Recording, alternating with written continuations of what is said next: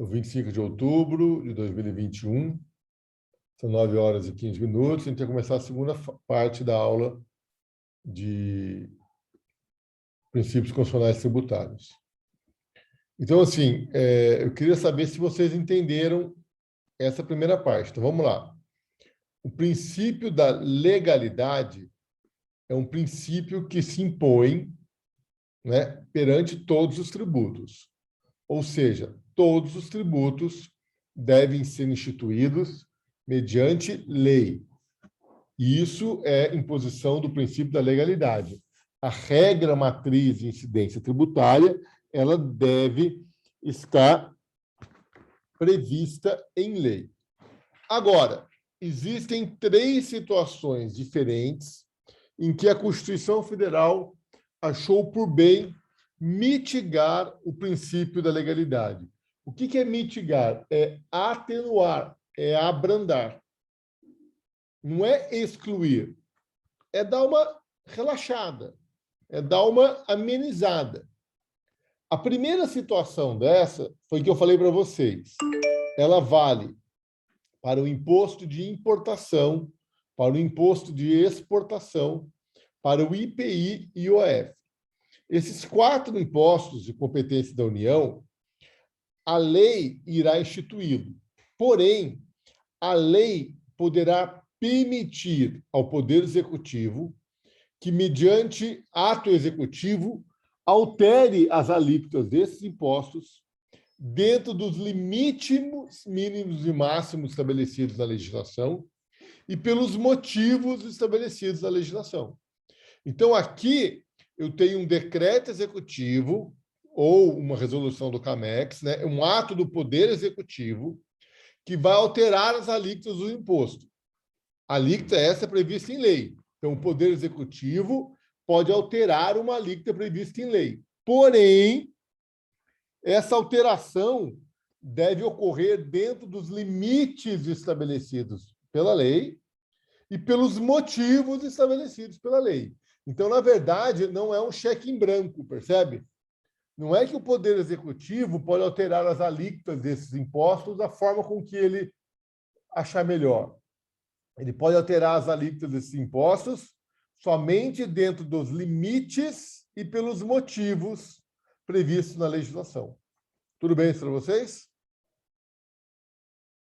Tá? Beleza.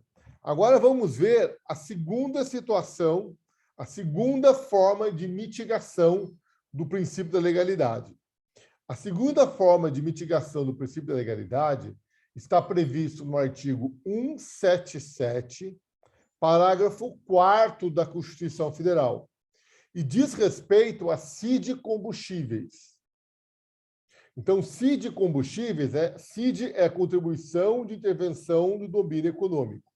E a CID combustíveis é aquela que vai incidir na importação de petróleos e seus derivados. Só que a mitigação da CID combustíveis, gente, ela é diferente. Sabe por que ela é diferente? Porque aqui o Poder Executivo ele não pode aumentar a alíquota da CID a um patamar superior ao da legislação. E o decreto executivo ele é imotivado, ou seja, eu não preciso responder a ninguém. Então, eu não preciso ter motivo para alterar essa alíquota. Eu vou lá e altero a alíquota a hora que eu quiser e acabou. Então, vamos dar um exemplo aqui para vocês. Vamos supor, tá, que a alíquota da CID combustíveis seja de 20%. Então, a lei cria a CID combustíveis e estabelece uma alíquota de 20%. Vejam, a qualquer momento, e sem motivo algum, sem explicação nenhuma, o Poder Executivo pode editar um decreto reduzindo essa alíquota e restabelecendo essa alíquota para os 20%, percebe? Ele nunca poderá aumentar a alíquota acima do patamar legal. Isso não pode ser feito. Só que ele pode reduzir a alíquota para 0 e voltar para 20, a hora que ele quiser e sem qualquer explicação. Entenderam?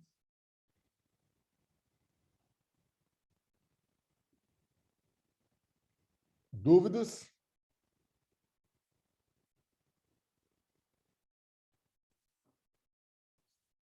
Dúvidas, pessoal? Se eu não me engano, no governo Michel Temer, isso foi feito, tá? No governo Michel Temer, ele tinha a alíquota de combustível e estava reduzida a 0. Ele restabeleceu a alíquota ao patamar legal. Tudo bem? Alguma dúvida? Por último, nós temos... Professor, Oi, pois não. é só 0 ou 20? Não existe um 10 entre 0 e 20? Não, pode, sem problema nenhum. Ele pode reduzir... De 0 a 20 ele pode tramitar aí, né? 5, 10, 15, 8, Tá. ele pode, entendeu? O que ele não pode é elevar acima de 20. Aí ele não pode. Entendeu? Então, abaixo de 20%, ele pode colocar aonde ele quiser. E ele não tem que explicar nada a ninguém, tá, Daniele? Essa é a única diferença, então, do outro, né? Que o outro Não, precisa ser motivado. Mas o outro também não é de 0 a 40? não. Veja bem, No outro, a alíquota era 20, não é? Ah, aham. Ele pode aumentar a alíquota acima do patamar legal. É que no outro, as alíquotas podem ser alteradas dentro dos limites estabelecidos na legislação. E a lei pode estabelecer um limite superior ao limite legal. Entendeu? Só que no outro tem que ter um motivo. E aqui não. Aqui eu reduzo as alíquotas e volto as alíquotas ao patamar legal a hora que eu quiser, sem nenhuma motivação. Entendeu a diferença? Sim ou não? Entendi. Obrigada. O Michel Temer fez isso, tá? Se não me engano, quando o Michel Temer entrou no governo, aquele problema lá dos caminhoneiros, não sei, uma situação que teve lá, que ele restabeleceu os alíquotas ao patamar legal. Tá bom? Agora, olha só. No artigo 155, parágrafo 4º, inciso 4 da Constituição Federal, nós temos ali o ICMS combustíveis, tá? E ali a Constituição estabelece que as alíquotas do ICMS combustíveis serão estabelecidas mediante convênio firmado entre os estados e o Distrito Federal no âmbito do CONFAS, que é o Conselho de Política Fazendária, tá? Que reúne todos os secretários da Fazenda. Então, olha só, dentro do Poder Executivo estadual, existe a Secretaria da Fazenda, que é a mesma coisa de Receita Federal para a União, tá ok? Então, a Secretaria da Fazenda é o órgão estadual que promove a arrecadação dos tributos estaduais. Então, o ICMS é um tributo, a rigor, de competência dos estados e do Distrito Federal. Então, quem administra, quem arrecada o ICMS são as secretarias da Fazenda estaduais e distrital. Só que aqui, no caso do ICMS combustíveis, o artigo 155, parágrafo 4º, inciso 4 da Constituição Federal, estabelece que as alíquotas do ICMS sobre combustíveis, elas serão estabelecidas mediante um convênio, que é um acordo firmado entre todos os secretários de Fazenda estaduais do país. Entenderam?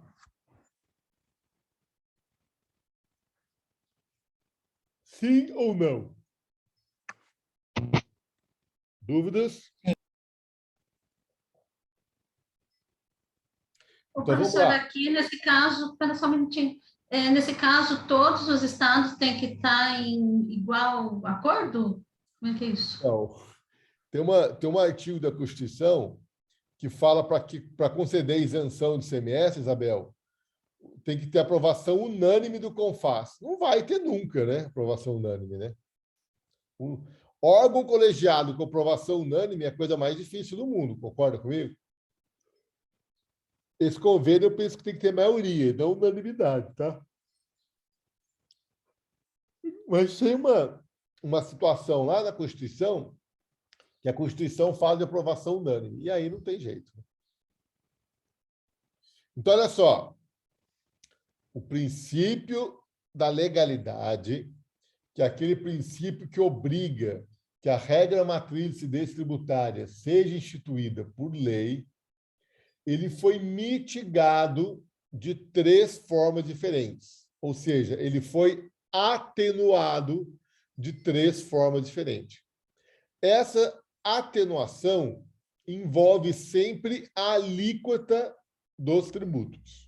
Então, no primeiro caso, as alíquotas dos impostos de importação, exportação, IPI e IOF, tendo em vista sua função extrafiscal, elas podem ser alteradas pelo Poder Executivo dentro dos limites e pelos motivos estabelecidos na lei.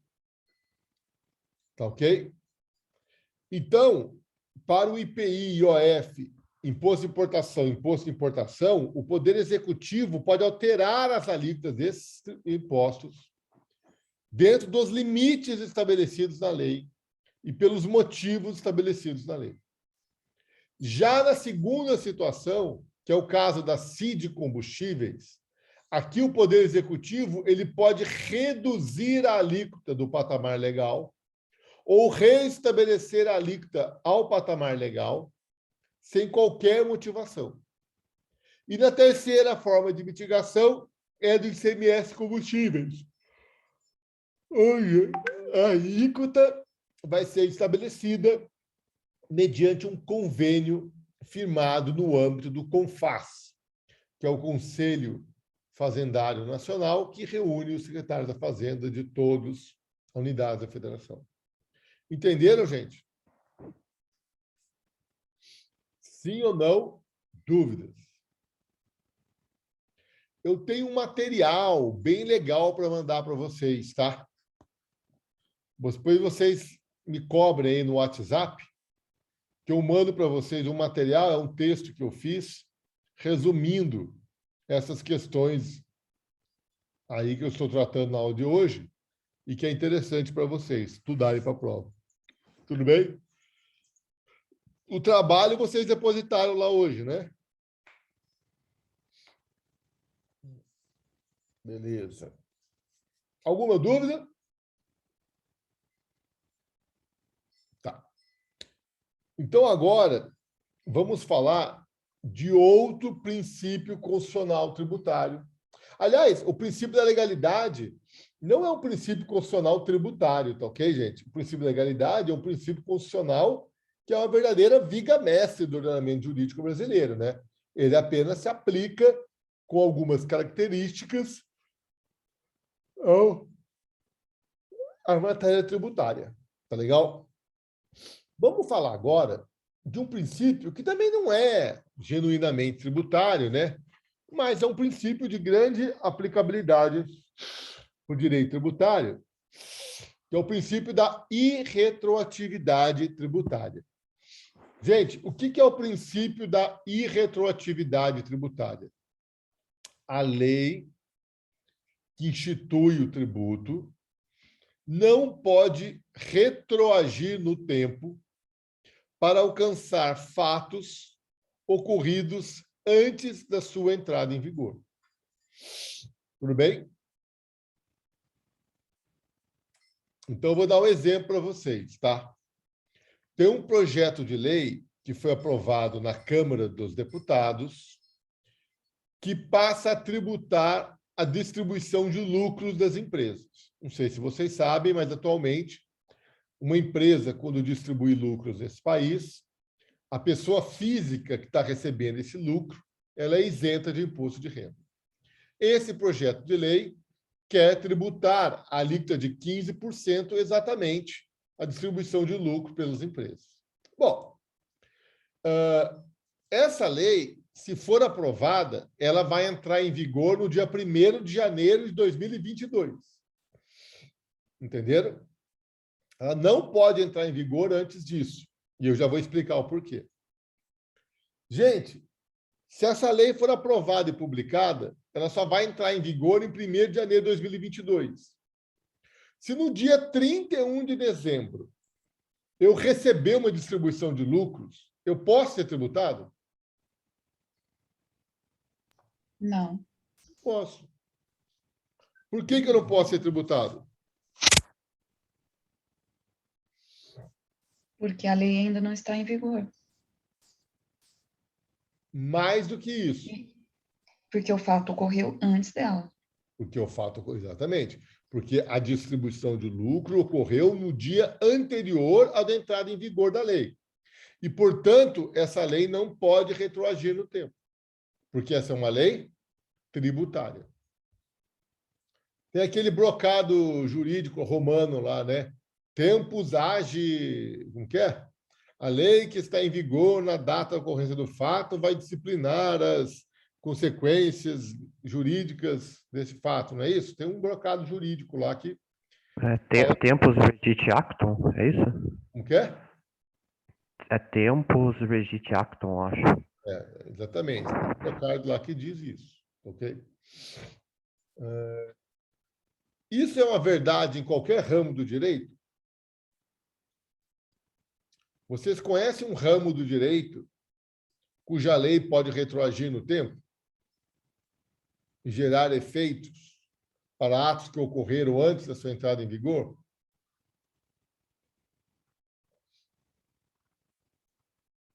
O que vocês acham?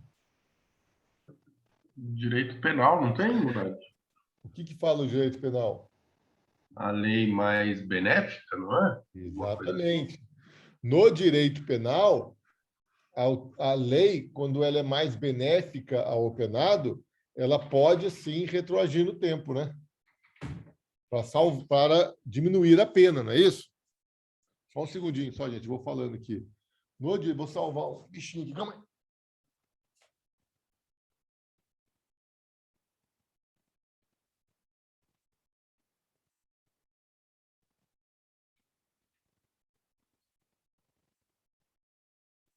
No direito penal, a lei mais benéfica, né, ela favorece aquelas pessoas que foram condenadas pela lei mais pesada, né?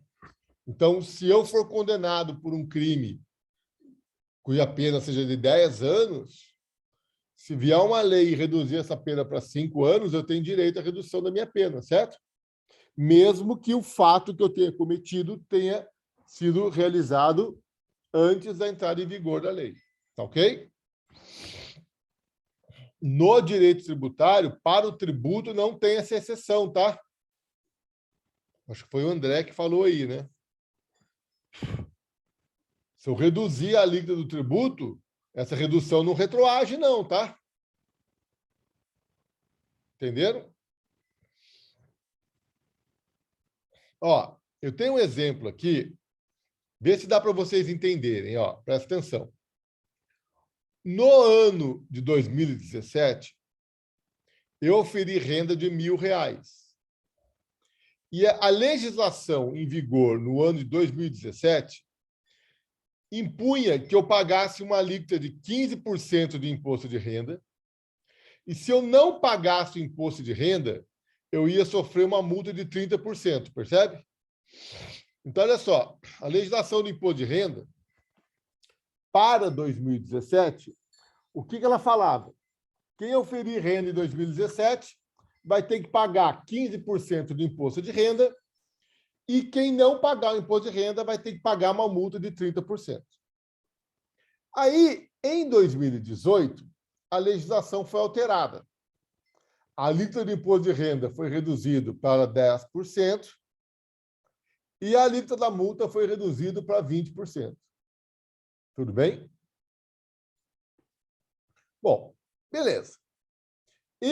Suponhamos que eu, Ricardo Murad, eu tenha oferido renda em 2017, 2018, mas eu não tenha efetuado o pagamento do imposto de renda. Aí, quando chega em 2020, vem o fiscal, descobre que eu não oferi renda e ele vai me autuar.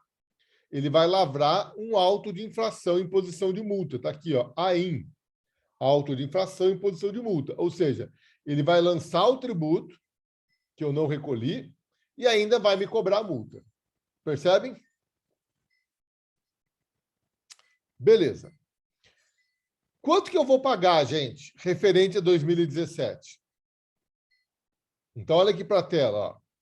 Se em 2017 eu oferi renda de 1.000, eu vou pagar 15% de imposto de renda sobre 1.000, que vai dar R$150. E sobre os R$150, eu vou aplicar a alíquota de 30% da multa. Concorda comigo? Concorda, Isabel? Vou jogar uma multa de 30% aqui? Sim. E vou pagar 45 de multa? É isso?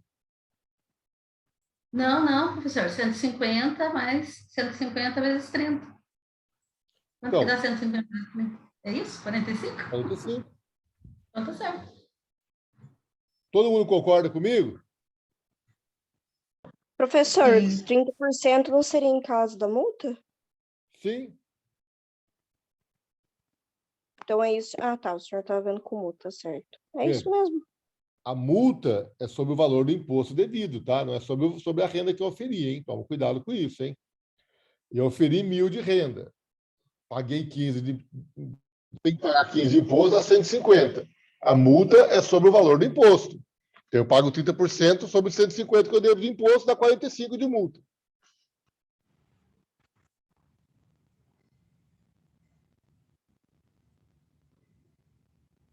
Tudo bem? Todo mundo concorda comigo? Ô, gente, o que é multa? Multa é quando você não faz o pagamento de algo que você deveria fazer. A sanção, né? É uma É uma sanção. sanção, né? Não é direito penal?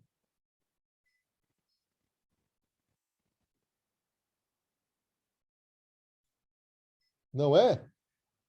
Acho que não, professor. Como não?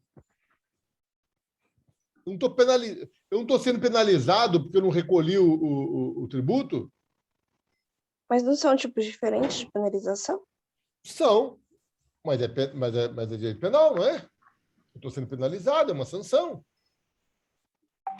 E quanto que é a multa para quem deixa de recolher imposto de renda hoje?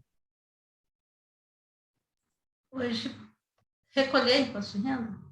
Não sei, professor, 10%? Tem que jogar na tabela lá da Não, Receita. ô, Jesus Cristo, nesse meu caso hipotético aqui, ó, olha para a tela.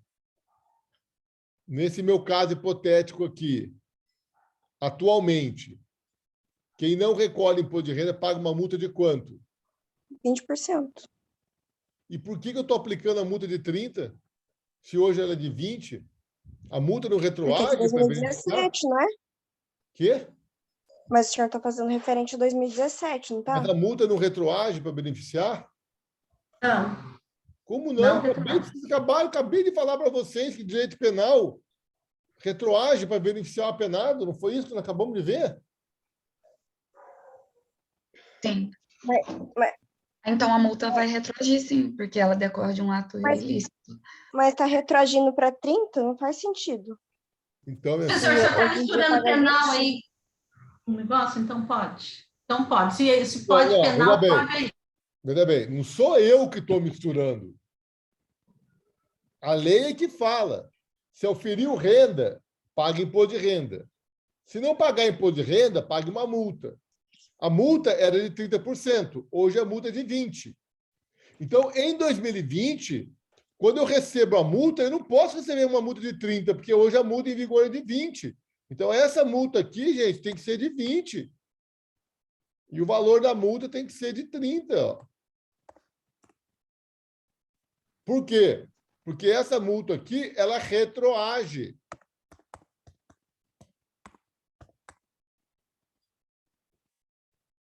essa alíquota aqui não vai retroagir. Essa alíquota não retroage. Porque essa alíquota aqui, ela é o quê? Ela é tributo. E tributo se submete ao princípio da Irretroatividade. Exatamente. O tributo se submete ao princípio da irretroatividade. Então, o tributo não vai retroagir. Agora, a multa retroage, porque a multa não é tributo. A multa é o Instituto de Direito Penal. E eu acabei de falar para vocês que o princípio da retroatividade possui uma exceção no direito penal, que é quando é para retroagir para beneficiar o apenado. Exatamente o que está acontecendo aqui. Certíssimo, professor. Entenderam? Professor, a alíquota da multa não tem relação com a alíquota do imposto, não, né? Não. Tá. Coisas diferentes. É porque ali está 15, 30, depois 10, 20, só para tirar dúvida. Veja, a lei estabelecia, é um exemplo que eu criei, a lei estabelecia uma alíquota de 15 para o IR e uma alíquota de 30 para a multa. Depois a lei ficou mais branda, ela reduziu o IR e reduziu a multa. Eu estou dando esse exemplo para mostrar para vocês que, ao reduzir a alíquota do IR, essa alíquota do IR não retroage. Mas a alíquota da multa vai retroagir sim, porque multa não é tributo, multa é direito penal. Entenderam? Entendi, professor. Perfeito. Então, eu poderia ter uma alíquota ali de 40% que não retroage, mas uma alíquota de multa de 20%. Aqui? É. Aqui podia ser 40%. Porque assim, eu tenho que... então, é isso que eu tô... Poderia ser 40%, mas a alíquota de multa, ela retroage, independente da alíquota do imposto. Eu poderia ter 40 de imposto e de multa 20 ou 10. Uma não tem ligação com a outra. Não tem ligação com a outra. Ó, Daniel, vou dar uma dica para você.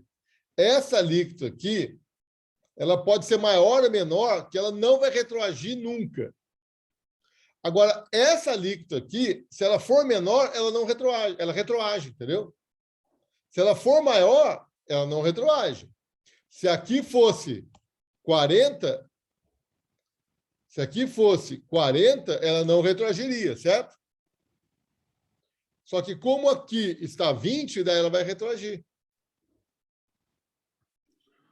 Tudo Professor, bem? mas essa multa não seria uma sanção administrativa, como o senhor falou, acho que acessória? Mas essa Porque a sanção penal ela é resultado de um processo judicial, né? Uma sanção administrativa. Concordo com você. Mas ela não deixa de ser direito penal, percebe? Ela não deixa de ser sanção. O princípio aí, ele não vai valer só para crime. Ele vale para qualquer tipo de sanção, cara. Inclusive de multa. Multa de trânsito acontece isso também. Só um minutinho.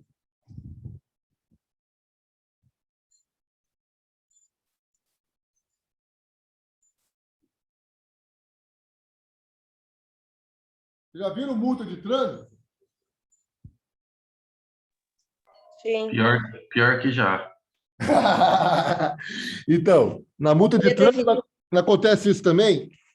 Lembra? Antigamente a gente tomava multa de trânsito acima do limite máximo e era uma multa pesada, lembra? Aí depois mudaram a lei.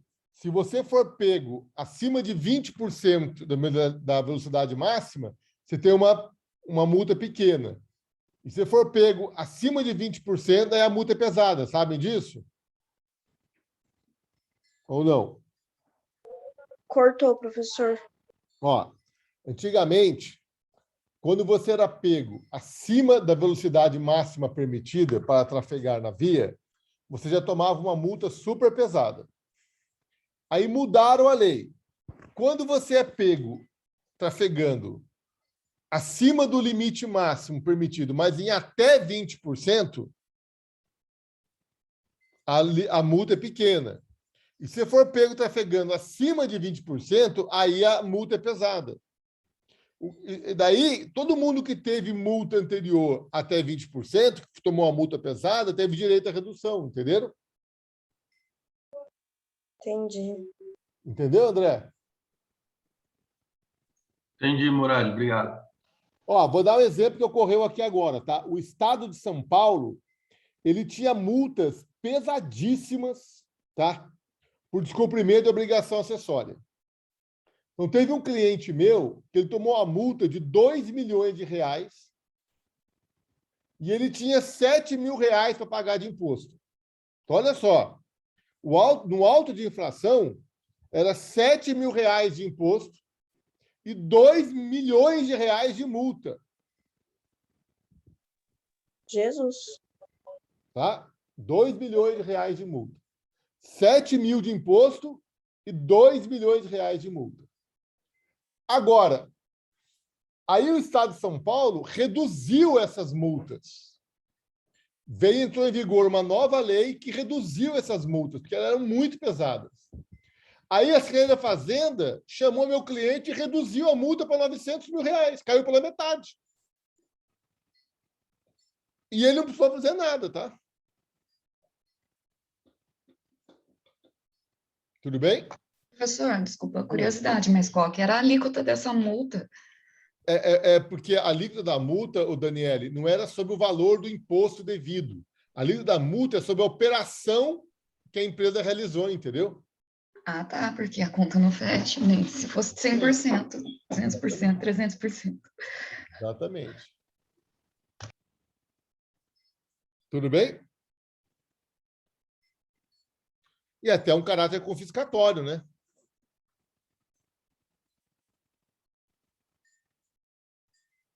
Tá bom? Dúvidas? Beleza. Vamos lá.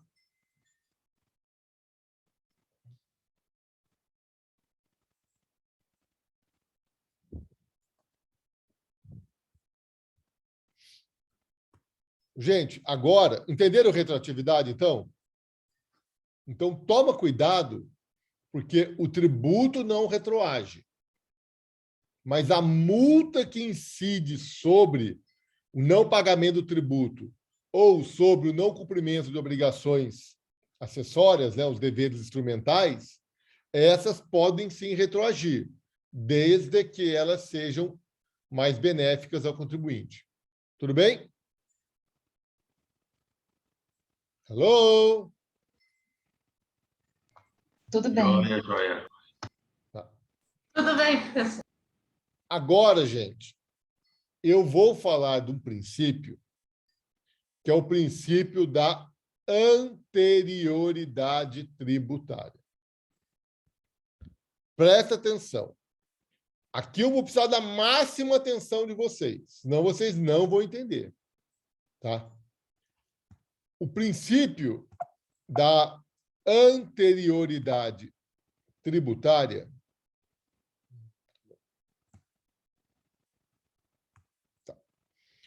o princípio da anterioridade tributária, ela visa proteger o contribuinte de um aumento da carga tributária.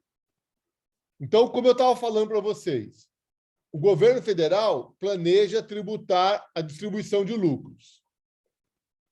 Para tributar a distribuição de lucros, ele está elaborando uma lei. Só que essa lei ela não pode entrar em vigor na data de sua publicação. Tem que ter um período de vacatio legis para o contribuinte se preparar para pagar esse novo tributo, percebe? Então, a primeira coisa que eu vou ensinar para vocês é o seguinte: no princípio da anterioridade tributária, ele só se aplica quando eu estiver criando um novo tributo ou aumentando a carga tributária do tributo já existente. Se eu estiver reduzindo a carga tributária, não se aplica a anterioridade, tudo bem?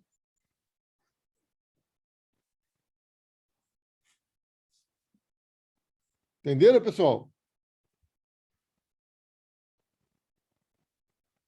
Alô? Professor, pode repetir para mim, por favor? A minha filha veio aqui e me atrapalhou minhas ideias. Eu vi você arrumando o cabelinho dela, né? Legal. Nossa. Aula online é dessas coisas. É. Eu já salvei um besourinho, né, que estava morrendo ali agora também. Bom, olha só. O princípio da anterioridade tributária, ele visa estabelecer um período mínimo de vacatio legis entre a data da publicação da lei, que aumenta ou institui um tributo, e a data da sua entrada em vigor. Então, veja que a anterioridade tributária é para proteger o contribuinte. É para ele não ser surpreendido. Publicou uma lei hoje, eu tenho que pagar o tributo hoje. Entendeu? Então, ele só se aplica, esse princípio da anterioridade tributária, quando eu tiver um aumento da carga tributária ou quando eu tiver uma criação de um tributo novo. Ele não se aplica quando eu for reduzir a carga tributária. Se for editada uma lei hoje, reduzindo a alíquota do imposto de renda, ela pode entrar em vigor hoje mesmo, percebe? Entendeu, Dani? Entendi. Então, se for para aumentar a carga tributária, então, por exemplo, se a vacatio legis for de 60 dias, eu tenho esses 90... Não, calma aí. Já vou explicar. Primeiro, vamos entender o conceito, tá? Vou até tirar o slide aqui para não confundir vocês. Presta atenção, ó. O princípio da anterioridade tributária, ele estabelece um período mínimo de vacatio legis entre a data da publicação da lei e a sua entrada em vigor. Que lei é essa? É a lei que aumenta a carga tributária ou é a lei que cria um novo tributo? Aliás, é uma lei que ou majora um tributo já existente ou cria um novo tributo, percebe? Agora, se a lei estiver reduzindo a carga tributária, ela não precisa de período de vacatio legis nenhum. Ela pode entrar em vigor na data de sua publicação. Entendeu isso? Sim, professor, mas é opcional, né? Se quiser, pode. Quê? É opcional. Se quiser, pode. Por exemplo, para reduzir, ela pode, ela não precisa obedecer esse princípio. Isso. Mas, se quiser, ela pode jogar lá para frente, nada impede, né? Nada impede. Nada impede. Tá? Aliás, pode até acontecer isso por causa de orçamento público, né? Porque a lei orçamentária está aprovada para esse ano, quer dizer, ela vai falar, reduzir a carga desse tributo para o ano que vem. Entendeu? Tudo bem. Agora, o que eu quero explicar para vocês, Isabel, é o seguinte: na redução da carga tributária, eu não tenho um período mínimo de vacatio legis, mas no aumento da carga tributária eu tenho. Ó, saiu o sol, hein? No aumento da carga tributária, aí eu tenho que ter um período mínimo de vacatio legis. E que período mínimo é esse? É o que nós vamos estudar agora. Primeiro, eu quero saber se todo mundo entendeu o conceito do que é princípio da anterioridade. Eu só acho que o senhor usou uma palavra muito pesada, Murad. Qual? Proteger o contribuinte. Eu acho que é só para preparar psicologicamente, né? Proteger seria se não deixasse aumentar a carga. É verdade. Proteção Não, eu disse proteção no sentido de que protege para não ser surpreendido, entendeu? protege da surpresa. Isso. Protege o psicológico. Psicológico, economiza Rivotril. Exatamente. Protege para não ser surpreendido. Mas é exatamente isso. É apenas para prevenir, né? É apenas para que o contribuinte não fique surpreso, assim, né? Do dia para a noite. Tá uma visita aqui, ó. Oi, Duinha. Oi. Oi. Dá um oi para a turma. Dá um oi para a turma. Sentada aí. Sentada. Sentada. Me faça passar vergonha. Senta aí, me obedeça. Aí. É uma cocker, professor? Uma cocker. Ah, que Eu preciso de um fofa. cocker macho para cruzar com ela. Alguém tem? Não tem. Fofo nada, Cocker é bravo pra caramba. Não Cocker é? é brava mesmo. É, Não é, não. Eu vai tive lá, uma. fofinha, fofinha, perde o dedo. A minha não é brava, não. Olha que bonitinha que ela é, ó. Alô, Lua. Peraí, filho. Bom, entenderam? Olha o outro aí, ó. Esse é Shih Tzu, né? Peraí. Bom, Lhasa. Yas. Olha que bonitinho, ó. Ficou do meu lado aqui, ó, sentadinho, ó. Bom, entenderam, então? Então, na anterioridade tributária, impõe-se ao legislador um prazo mínimo de vacatio legis entre a data da publicação da lei e a entrada em vigor, sempre que a lei estiver instituindo um tributo novo ou estiver aumentando a carga tributária. Agora, preste atenção. Existem 3 formas diferentes de manifestação do princípio da anterioridade. Nós vimos 3 formas de mitigação da legalidade e agora eu vou falar para vocês que tem 3 formas de manifestação da anterioridade, tá ok? Tudo bem? A primeira forma de manifestação do princípio da anterioridade, senta aqui, Lu, é aquela que diz que uma lei publicada em um ano só vai poder entrar em vigor no ano seguinte. Entenderam? Então, para uma lei entrar em vigor em 2021, ela tem que ser publicada no ano anterior. Entenderam? Então, nessa primeira forma de manifestação do princípio da anterioridade, que eu vou chamar de anterioridade simples, o que importa é o ano em que a lei foi publicada. Se a lei foi publicada em um ano, ela só pode entrar em vigor no ano seguinte. Ou então, se ela for publicada, para ela entrar em vigor no ano, ela tem que ser publicada no ano anterior. Então, é por isso que o governo quer que o Senado Federal vote o quanto antes essa lei que aumenta o imposto de renda. Porque se essa lei, que foi aprovada na Câmara dos Deputados, não for aprovada no Senado Federal e sancionada pelo presidente da República até o dia 31 de dezembro, ela não pode entrar em vigor no 1º de janeiro de 2022. Estão entendendo? Entenderam, gente?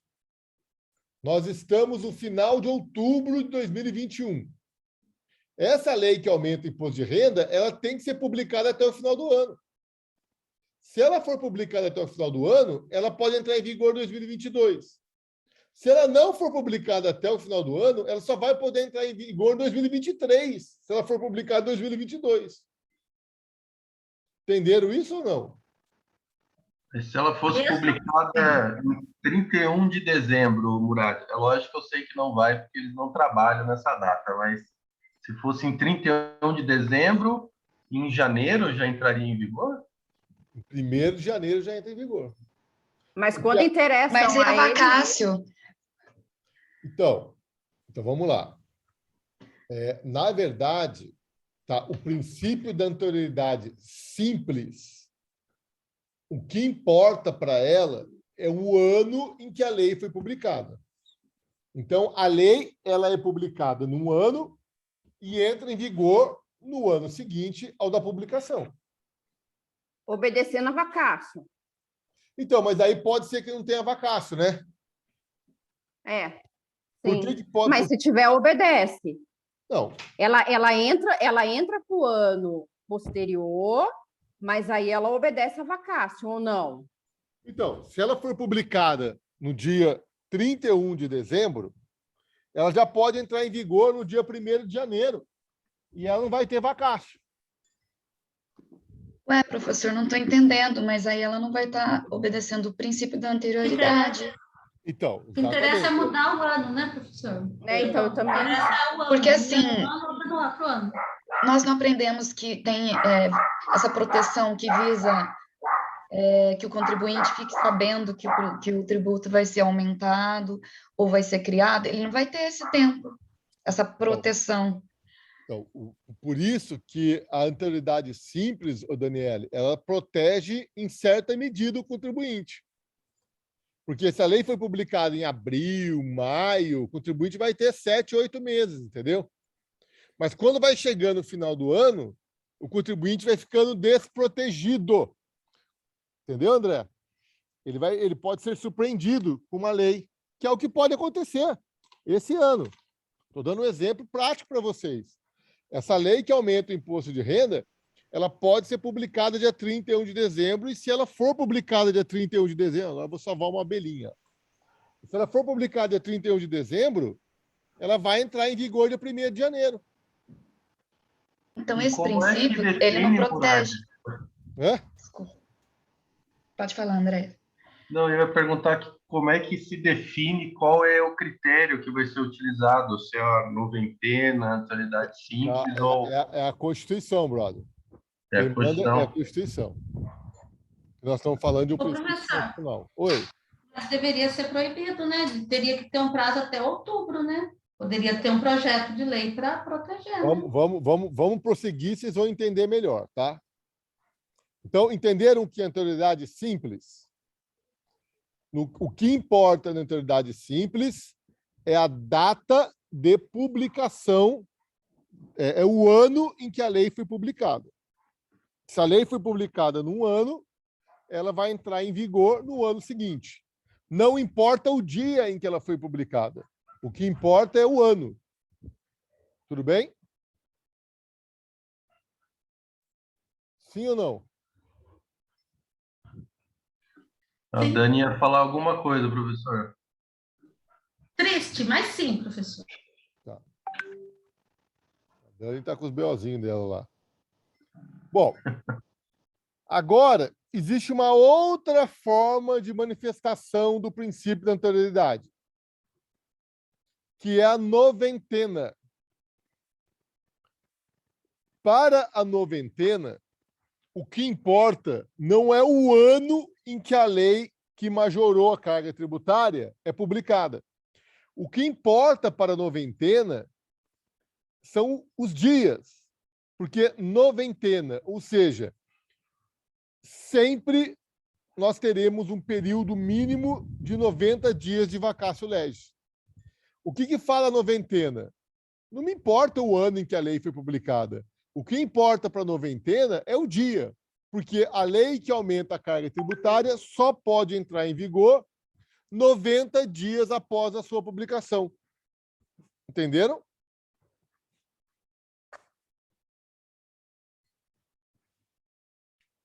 Sim ou não, pessoal? Sim. Tem alguém aí? Entendemos, professor. Obrigada. Entendemos, professor. Então, se vocês Estamos entenderam... matutando. Tá, então, se vocês entenderam realmente, agora eu quero ver se vocês entenderam. Qual das duas protege mais o contribuinte? A noventena ou a anterioridade simples? Depende da A data. noventena. Depende da data. Depende do quê? Que data? Da data da publicação da lei. Por quê? Porque se for em janeiro, a outra que é anual, vai proteger mais do que a noventena. Se as duas são publicadas em janeiro, aqui vai para a noventena, 3 meses depois, 90 dias depois, estará vigorando. E a outra só no ano que vem. Então, como é que você diz? Como é que você explica isso direitinho para mim, Isabel? Se a lei que aumenta a carga tributária for publicada faltando mais de 90 dias para terminar o ano, a anterioridade simples protege mais o contribuinte, porque vai ter um período de vacatio legis maior do que 90 dias.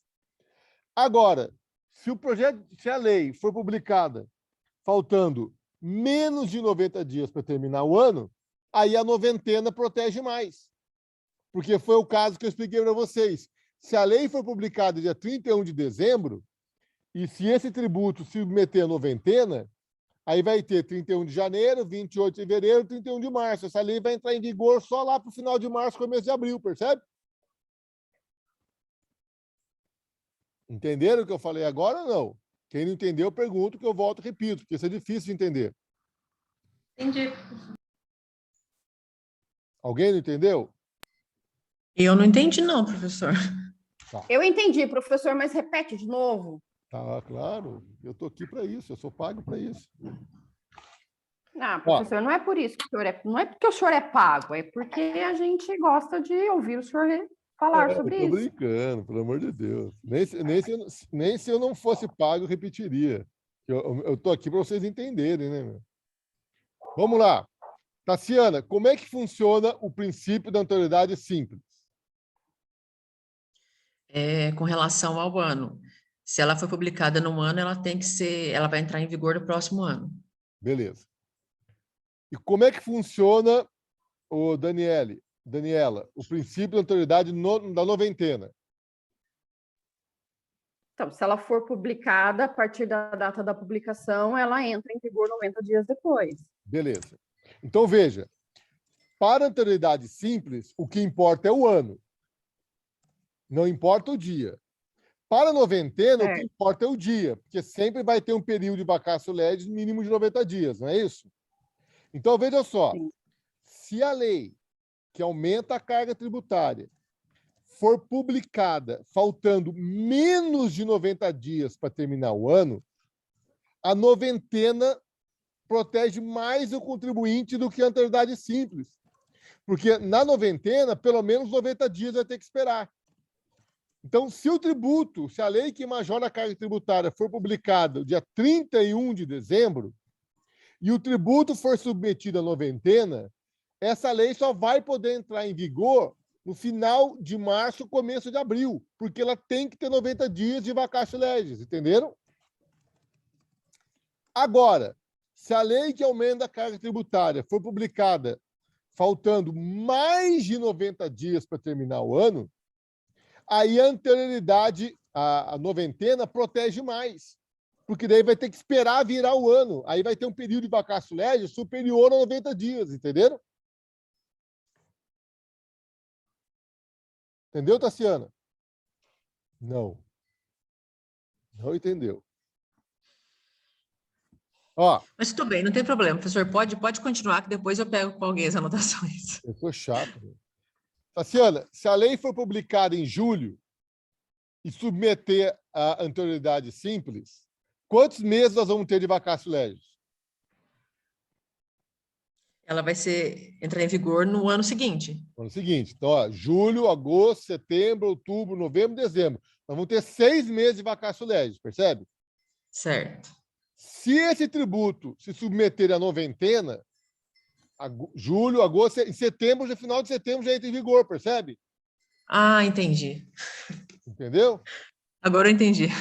Eu sou chato. Então, olha só, raciocina comigo. Se a lei for publicada faltando mais de 90 dias para terminar o ano, a anterioridade simples protege mais, porque ela só pode entrar em vigor no ano seguinte. Então, eu vou ter um período de vacatio legis superior a 90 dias. Sim. Agora, se a lei for publicada faltando menos de 90 dias para terminar o ano, a noventena protege mais, porque daí pelo menos 90 dias de vacatio legis eu vou ter. Entendi. Entendeu? Entendi. E olha só, até chegar ao cúmulo de uma lei ser publicada no dia 31 de dezembro e poder entrar em vigor no 1º de janeiro, pela simples, e pela noventena ela só poderia entrar em vigor depois de 90 dias, ou seja, no final de março, começo de abril. Entenderam? Sim. Beleza. Obrigado, professor.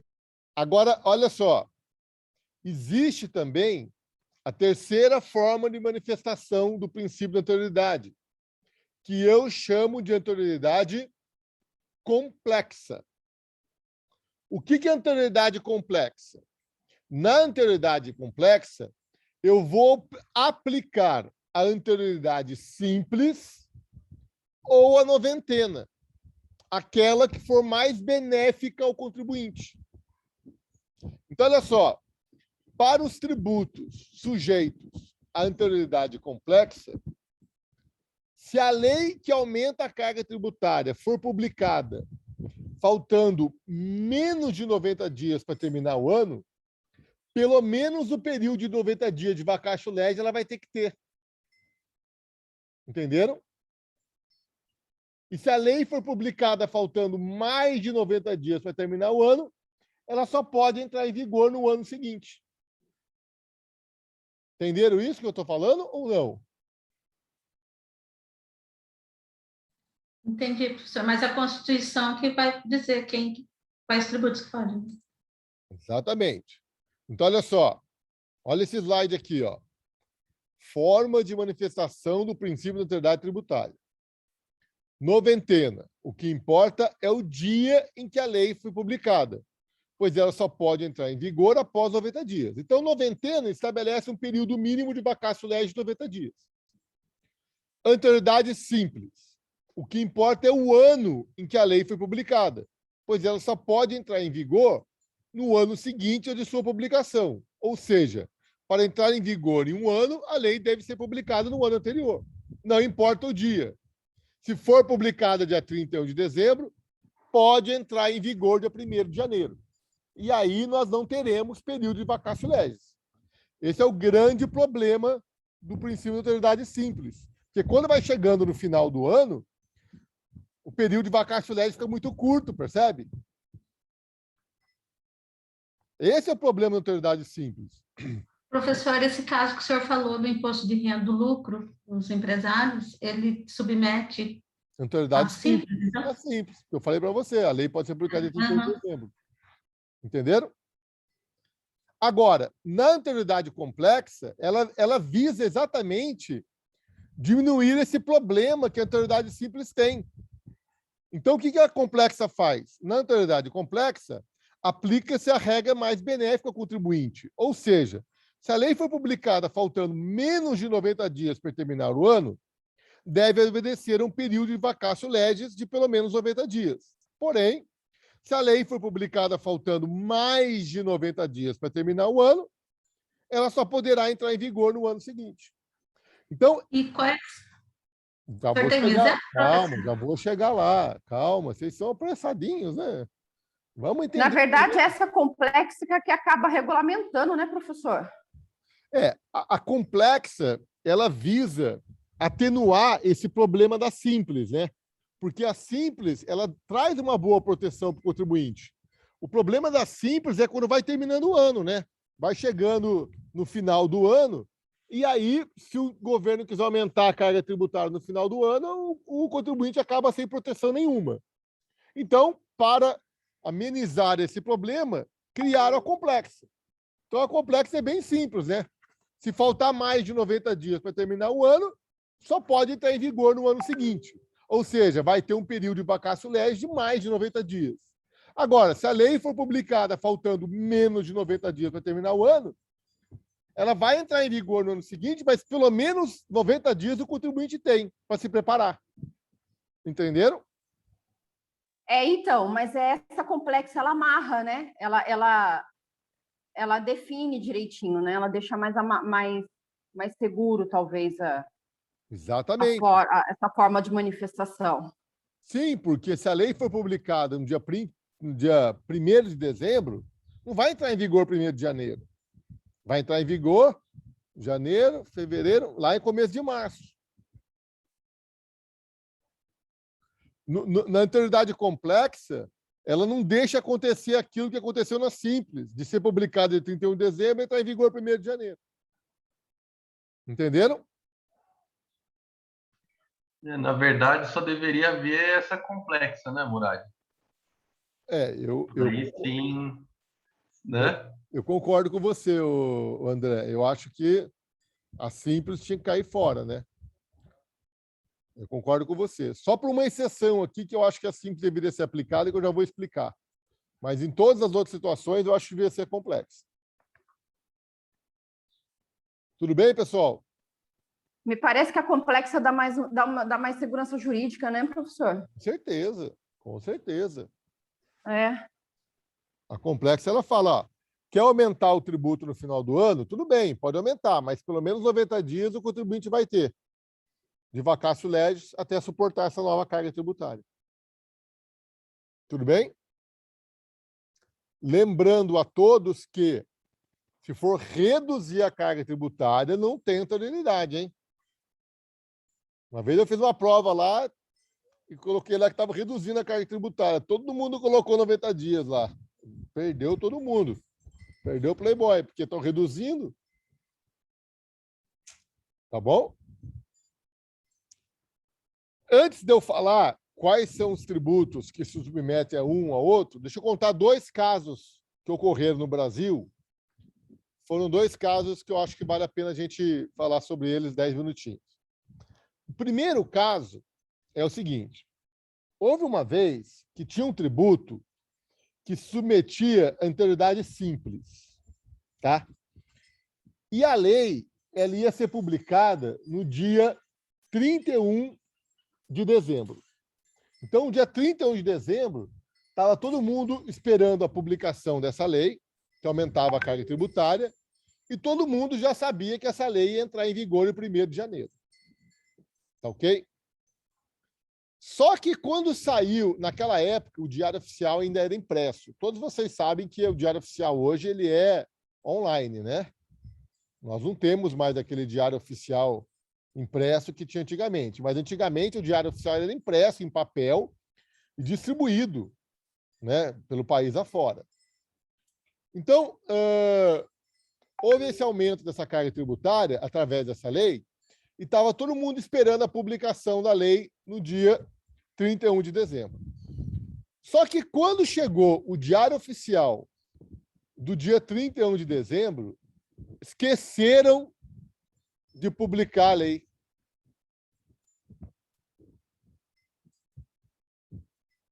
E aí, o Réveillon aquele ano foi uma festa, né?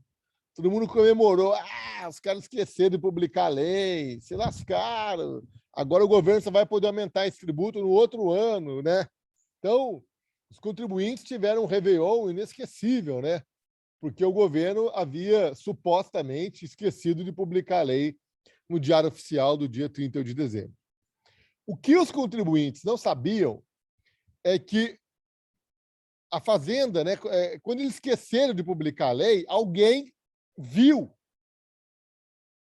E aí, a União publicou a 2ª edição do Diário Oficial do dia 31 de dezembro, somente com aquela lei que aumentava a carga tributária. Mas como essa 2ª edição saiu depois do almoço, não teve tempo para distribuir ela.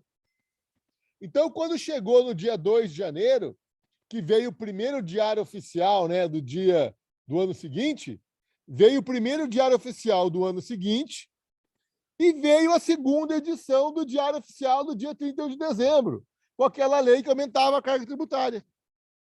Entenderam ou não? Entendi, mas pode isso, Arnaldo? Então, veja, a lei foi publicada no dia 31 de dezembro, né? Mas o jornal não foi distribuído no dia 31 de dezembro. O jornal foi distribuído só no dia 2 de janeiro. Então, quer dizer, ninguém teve conhecimento, né? E essa matéria foi uma matéria que causou inúmeras questões tributárias, tá? E o Supremo Tribunal Federal disse que o princípio da anterioridade não foi violado, porque, apesar do jornal só ter sido distribuído no dia 2 de janeiro, ele foi publicado no dia 31 de dezembro. E aí nós tivemos uma interpretação literal da Constituição que fala em publicação e não em publicação e distribuição. Diário Oficial, né, professor? Diário Oficial, exatamente. Entenderam? Entendi. Segundo caso, aí é a CPMF, que a Daniele mencionou. A CPMF, né, a contribuição provisória sobre movimentação financeira, ela tinha um tempo para acabar. Então, vamos jogar aqui. A CPMF ela vai ser cobrada até o dia... e contribuições se submetem à noventena, tá? Então, já adianto. Ó, contribuições se submetem à noventena. Então, a CPMF era uma contribuição. Então, submetia a noventena. E a lei dizia que a CPMF ia terminar de ser cobrada dia 31 de agosto. Falou, dia 31 de agosto, extingue-se a CPMF. Aí o Congresso Nacional publicou uma lei prorrogando a CPMF por mais 2 anos. Eu não lembro por quanto tempo foi, mas ela prorrogou a CPMF. Só que essa lei que prorrogou a CPMF, ela foi aprovada no dia 28 de agosto. Faltando 2 dias para acabar a outra, entenderam? Aí os contribuintes entraram na justiça e falaram, opa, prorrogação é futebol, meu irmão. Prorrogação existe no futebol. O direito tributário não tem essa de prorrogar tributo. Você criou um tributo novo. Então tem que esperar 90 dias para entrar em vigor. E muitas pessoas conseguiram liminares e medidas judiciais dizendo que a CPMF só ia entrar em vigor depois de 90 dias. Porém, novamente, o Supremo Tribunal Federal aceitou essa figura da prorrogação em matéria de direito tributário, tá ok? O Supremo falou que era uma mera prorrogação, que não era tributo novo. Eu não tenho como concordar com o Supremo. Eu posso até respeitar a decisão dele, que é do Supremo, mas, juridicamente falando, não tem como eu concordar, percebe? Porque tem uma lei que instituiu um tributo que falou que esse tributo ia ser cobrado até dia 31 de agosto. Aí vem uma lei e prorroga o tributo por mais 2 anos. Não, essa nova lei criou um novo tributo, percebe? Se for pensar assim, poderia vir outra prorrogação em cima de prorrogação, não poderia? Exatamente, exatamente. Mas a CPMF foi extinta, né? Não sei como isso aconteceu, né? Só sei que foi assim, né? Eu acho que foi no governo Dilma, eu acho, se não me engano, né? Acho que... Tudo bem? Então, tem esses 2 casos emblemáticos aí, para vocês verem que são situações que ocorrem, né? E que acabam sendo discutidas no Poder Judiciário. E como... Professor, Oi. se o senhor perguntar na prova prorrogação, se é permitido prorrogação, o que é que nós vamos responder? Vou responder que, apesar do Supremo Tribunal Federal achar que pode, dizer que pode, né? Vocês entendem que não, é como eu responderia, mas eu respeito, tá? Se alguém entender que pode, eu não vejo como, tá? Porque não tem a de prorrogar, gente, tributo. Como é que eu vou prorrogar tributo? Não tem essa. Se o tributo tem data para terminar, se eu criar uma lei dizendo que eu estou prorrogando, na verdade, eu estou criando um novo tributo, percebe? Tudo bem? Bom, essas são 2 posições do Supremo Tribunal Federal que dizem respeito ao princípio da anterioridade e são 2 conclusões com as quais eu não concordo, tá? Pelos motivos aí que eu já elenquei para vocês. Bom, deixa eu voltar ao meu slide aqui. Tá. Ó, presta atenção nesse quadro, porque esse quadro aqui, ele é muito importante para vocês na prova, hein? Vou até aumentar aqui, ó.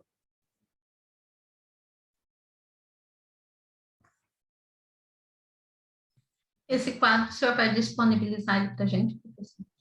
Então, eu vou disponibilizar ele, eu mando para vocês, inclusive, um material que eu tenho aí. Tá? Então, olha só. Existem alguns tributos que não se submetem ao princípio da anterioridade. Quais são eles? O imposto de importação, o imposto de exportação, o IOF em função da sua extrafiscalidade, o empréstimo compulsório em caso de guerra ou calamidade pública e o uso da competência ordinária da União em caso de guerra. Então, nessas 6 situações que eu estou elencando para vocês aqui, eu tenho exceção ao princípio da anterioridade. Esses tributos não se submetem ao princípio da anterioridade, tá ok? Imposto de importação, imposto de exportação, IOF, empréstimo compulsório em caso de guerra ou calamidade pública e uso da competência da União extraordinária em caso de guerras. Tudo bem? Então, para essas 6 tributos que eu acabei de falar aqui para vocês, não tem choro nem vela. A lei que institui o tributo pode determinar o recolhimento desse tributo na data da sua publicação. Tudo bem? Alguma dúvida, pessoal? Beleza. Agora, existem os tributos que se submetem somente à noventena. Quais são os tributos que se submetem à noventena? Então, eles estão aí na tela para vocês, tá ok? O IPI se submete à noventena. As contribuições para o financiamento da Seguridade Social e a CID Combustíveis. Então, opa! Não encontrei a CID Combustíveis nas suas músicas. Ainda bem, né? Se é uma música de CID Combustíveis, eu vou pedir aposentadoria, né? Então, olha só.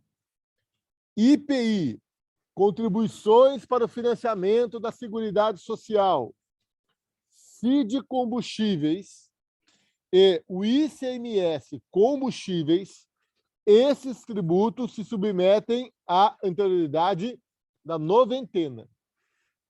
Tudo bem? Isso aqui é meio decoreba, tá, gente? Até eu, às vezes, me confundo nisso daqui. Agora, quais são os tributos que se submetem à anterioridade simples? Então, vamos lá. Os tributos que se submetem à anterioridade simples. O imposto de renda, Isabel, o imposto de renda, e a base de cálculo do IPTU e do IPVA. Com relação à base de cálculo do IPTU e IPVA, eu até concordo, tá? Porque mesmo, muitas vezes, para apurar a base de cálculo do IPTU e do IPVA, é bom esperar o final do ano, tá? Então, a base de cálculo do IPTU e do IPVA submete a anterioridade simples, assim como o imposto de renda. E todos os demais tributos se submetem à anterioridade complexa. Dúvidas, senhores? Professor, eu tenho uma dúvida. Pois não. Nesse do imposto de renda, sabe aquela tabela de contribuição que o governo não mexe faz milhões de anos? Essa daí, ela vai beneficiar, como pode prejudicar algumas pessoas, né? Acho que mais para beneficiar, né? Mais para beneficiar. Só beneficia. Aí, nesse caso, pode, mesmo assim, tem que esperar um ano? Aí é qualquer momento, né? Tudo bem? Eu penso que, no caso de uma tabela do imposto de renda que venha beneficiar o contribuinte, aí ela não submete a anterioridade. E tem mais uma pergunta também, professor. Não, seria mesmo? Não, mais ou menos. Essa da noventena, por exemplo. Se quiser, esse 90 dias mínimo, se ele quiser jogar para mais, ele pode? 6 meses? Pode. Daí pode, né? É o período mínimo de vacatio legis, né? Querem que eu repita ou tudo bem para vocês? Para mim está tudo bem. Aquele projeto de lei que o senhor falou, da participação dos lucros, isso. então do imposto de renda? Imposto de renda. Maravilha. Por isso que eu falei. Ele pode ser publicado até dia 31 de dezembro de 2021, que ele pode entrar em vigor 1º de janeiro de 2022.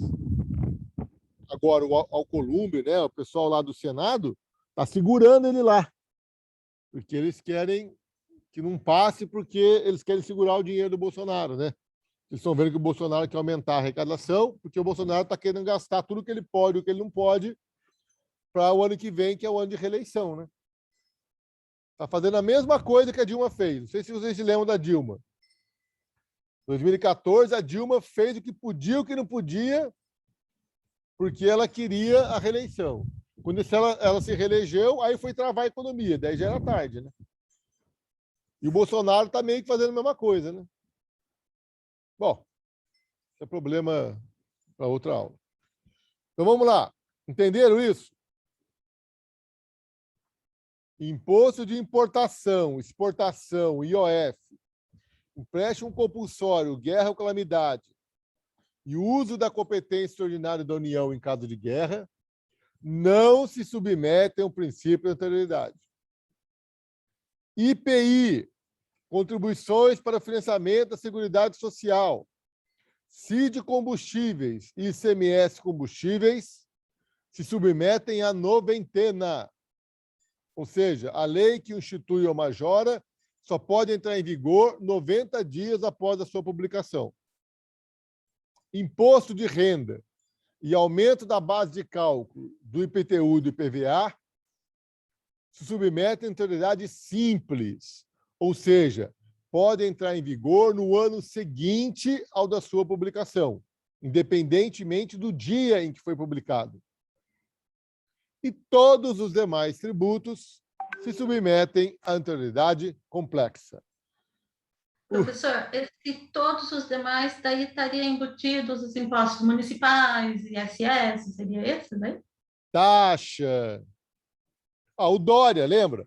O Dória, quando queria aumentar o imposto de herança aqui em São Paulo, ia aplicar a anterioridade complexa.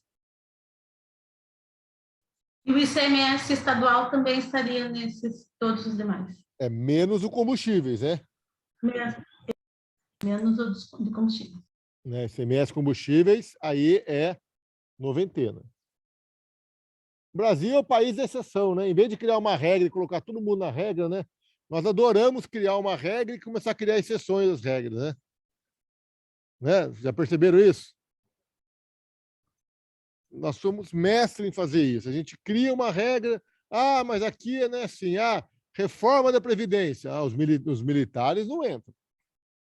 Reforma do judiciário, mas para o judiciário não vale, né? Reforma administrativa, vale para todo mundo, menos para o judiciário. Então, é a cara do Brasil. Vem, Lu. Senta aqui. Entenderam? Vou sentir saudade da aula com o cachorrinho aqui, ó, no meu lado. Ó. Minha Luinha. Leva ela para a escola, leva ela para a faculdade, professor. Tadinha dela. Quero cruzar ela. Filhotinho. Cachorro tem que ser mãe, né? Agora, gente, eu vou ensinar um negócio para vocês que é um pouco difícil de vocês visualizarem, tudo bem? Então, presta atenção. Senta aí, Lu. Isso. Aqui, ó. Presta atenção no que eu vou falar agora, hein? Quem não entender de primeiro, eu volto e repito e ensino de novo, porque é difícil vocês pegarem de primeira mesmo. Ó. Presta atenção. O imposto de importação. Lembra quando eu falei da mitigação da legalidade? Então, olha só. Para quem que a legalidade foi mitigada? Imposto de importação, imposto de exportação, IPI e IOF. Depois nós temos CID combustíveis e ICMS combustíveis, tudo bem? Então, na verdade, a mitigação ela abrange 6 tributos. 4 são o imposto de importação e exportação, IPI e IOF. E depois nós temos a CID combustíveis e o ICMS combustíveis, entenderam? Então, a mitigação do princípio da legalidade pegou imposto de importação, imposto de exportação, IOF, IPI, CID combustíveis e ICMS combustíveis. Todos eles estão mitigados. Agora, quais são os que não respeitam a anterioridade? Imposto de importação, imposto de exportação e IOF. Porque IPI, CID combustíveis e ICMS combustíveis submete a noventena. Está aqui, ó. Entenderam?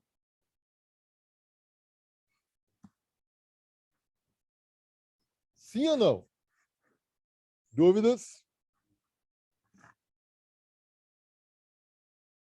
Cara, a tela do meu computador fica nojenta depois que eu dou aula, sabia? Ela fica toda guspida. Fui vendo um monte de pintinho aqui. Eu falei, o que é esse pintinho aqui? Agora que depois que eu descobri, cara. É meu guspe. Olha que nojento. Professor, como você pode ter nojo de algo que está dentro da sua boca, né? Verdade. Eu comprei aquele sprayzinho. Termina a aula, tem que passar sprayzinho. Senão... Dani, entendeu? Imagina quem senta na primeira carteira, então, professor, na frente. Como é que mas aí tá longe, né, bonitão? Aí tá longe, Leva né? o guarda-chuva, André.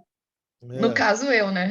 Sento na primeira carteira. Mas daí tá Professora, longe. eu só sento lá atrás, mas não é por causa disso, não. Viu? Ó, tá, o computador está quase um pouco mais de 1 palmo de distância do meu rosto, né? Tem 2 palmos de distância. Aí vai USP mesmo, né? Vai ter máscara, né? Também. É que você nunca deu aula assim no computador. Você vai ver só. Tá bom, vai. Eu sou babão mesmo. Vai, tudo bem.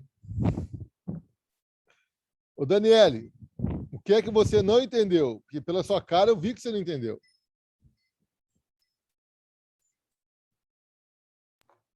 Eu ou outra Dani?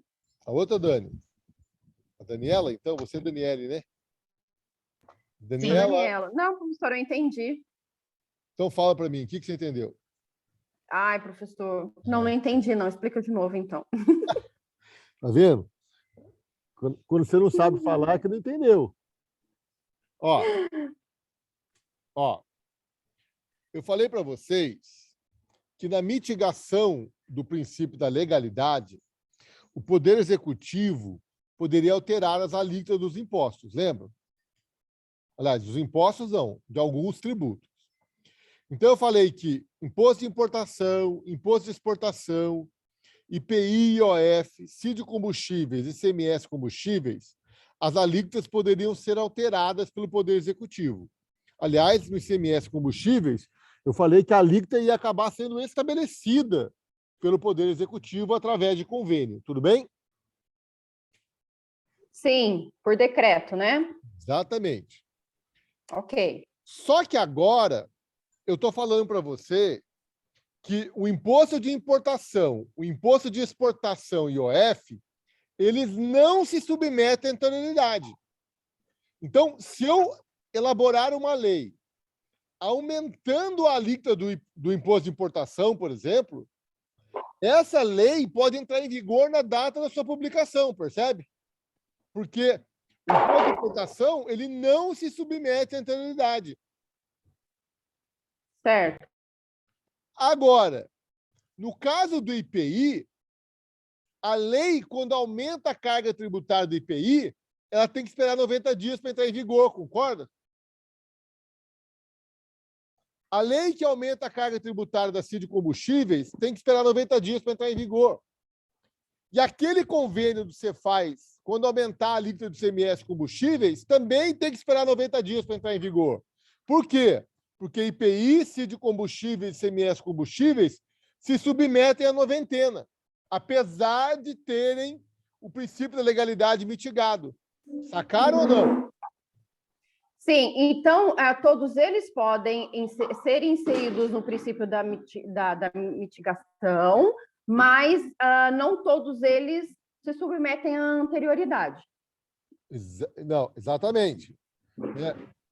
Dos 6 tributos que tiveram a legalidade mitigada, 3 não se submetem à anterioridade e 3 se submetem à noventena. Ok, entendi. Entendeu? Sim. Então, vamos imaginar, tá? É um caso verdadeiro esse, só não é verdadeiro as alíquotas, porque eu não sei quais são as alíquotas, tá ok? Já falei para vocês que quando eu importo um produto de quem o fabricou no exterior, eu posso ser compelido a pagar o IPI, não falei? Lembra que eu falei uma passada para vocês? Então, olha só. Eu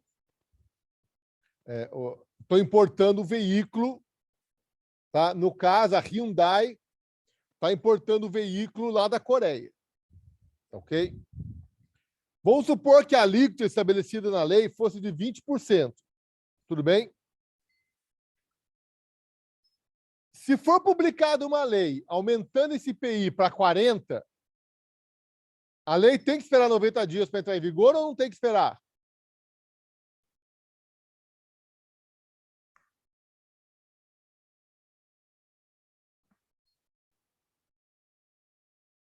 Vamos lá, gente.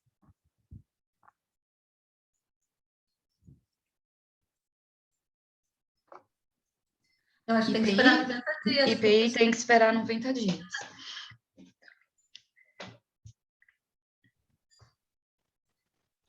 Tem que esperar 90 dias. Por quê? Porque a lei que aumenta o IPI se submete à noventena. Então, olha só. Para o governo, para a União, aumentar a alíquota do IPI mediante uma lei, tem que esperar 90 dias. Imposto de importação, não, percebe? Porque imposto de importação não se submete à anterioridade. Aí, o que aconteceu no governo Dilma? Ela aumentou a alíquota do IPI na importação de veículos, mediante decreto. Só que ela disse que esse decreto entrava em vigor na data da sua publicação. E a Hyundai tinha acabado de importar aqueles veículos Veloster, não sei se vocês se lembram, importou não sei quantos mil veículos Veloster e os veículos já estavam embarcados no navio, vindo para o Brasil. E quando eles iam chegar aqui, eles iam ser tributados à alíquota do IPI majorada pelo decreto da Dilma. Aí eles entraram com mandado de segurança no Supremo Tribunal Federal, falando o seguinte: Supremo Tribunal Federal, se a União quiser aumentar as alíquotas do IPI por meio de lei, essa lei tem que obedecer à noventena e só pode entrar em vigor 90 dias após a sua publicação. Logo, se o governo federal majorar as alíquotas do IPI por um decreto, que nem lei é, esse decreto, pelo amor de Deus, pelo menos 90 dias ele tem que esperar para entrar em vigor. Percebe qual foi a tese? Poxa, se a lei que é a lei tem que esperar 90 dias para entrar em vigor, quiçá um decreto. Se ela tivesse alterado o imposto de exportação, de importação, daí sim. Mas o imposto de importação não submete à anterioridade, né? Aí esse daí poderia. Que nem foi o caso do IOF agora, que eu falei para vocês. O Bolsonaro acabou de aumentar a alíquota do IOF até o final do ano. Ele pode fazer isso por decreto, dentro dos limites da lei, e não tem vacatio legis. Por quê? Porque o IOF não se submete à anterioridade. Agora, com o IPI, ele pode fazer isso? O Supremo entendeu que não. O Supremo deu ganho de causa para os contribuintes. No caso da Hyundai, a Caoa, né? O falecido aí, Carlos Alberto de Oliveira, não sei o que lá. Né? Acabou de falecer, né? Um poucos dias atrás. Então, o Supremo entendeu que se o IPI se submete à noventena, e se a lei para aumentar a alíquota do IPI só pode entrar em vigor após 90 dias da sua publicação, então, caso as alíquotas do IPI sejam majoradas por decreto, esse decreto também só poderá entrar em vigor após 90 dias. Professor, mas cadê os tributaristas para auxiliar ela nisso, para não deixar ela fazer essa bobeira? Quem é que segura a Dilma? A Dilma, quando queria fazer besteira, ninguém segurava, né? Nem o Lula, né? É igual o Bolsonaro também, professor, ninguém segura. São duas titicas, né? Uma é de cavalo, outra é de galinha, né? Sei lá, né? É um para lá, outro para cá. Ô, Murad, então os que não se submetem, eles estão relacionados, pode-se dizer que eles estão relacionados a aqueles com a função da extra-fiscalidade como mecanismo de controle da economia? Exatamente, porque Uma atuação mais imediata. Exatamente, André. Na extra-fiscalidade, muitas vezes eu preciso de respostas rápidas, porque a mudança do comércio. Quer ver outra coisa que acontece direto? Quando a moeda argentina se desvaloriza muito rapidamente, frente ao real. Quando a moeda argentina se desvaloriza rapidamente frente ao real, eu tenho que subir as alíquotas de importação. Senão os produtos argentinos ficam muito baratos aqui no Brasil. E acabam com a indústria nacional. Entendeu? De vez em quando isso ocorre. Aliás, a moeda argentina não vale muita coisa hoje, né? Não que a nossa também não esteja desvalorizada, né? Mas a Argentina está mais ainda. Então, alguns anos atrás, acho que uns 2 anos atrás, a moeda argentina perdeu muito do seu valor. Quando aconteceu isso, tivemos que subir a alíquota de imposto de importação, senão o produto argentino fica muito barato aqui dentro. E aí eu não posso esperar, eu tenho que fazer isso rapidamente. Então, imposto de importação, exportação e IOF não se submetem à anterioridade e se ter a legalidade mitigada. Já o IPI, a CID combustíveis e ICMS combustíveis, apesar de terem a legalidade mitigada, se submetem à noventena. Então, o Supremo Tribunal Federal disse que, pelo menos no caso do IPI, quando o governo federal for majorar as alíquotas do IPI via decreto, esse decreto tem que esperar um prazo de 90 dias para entrar em vigor. Tudo bem?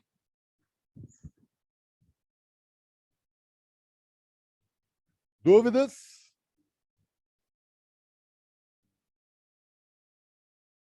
Nenhuma dúvida, pessoal? Podemos encerrar com chave de ouro, Murad.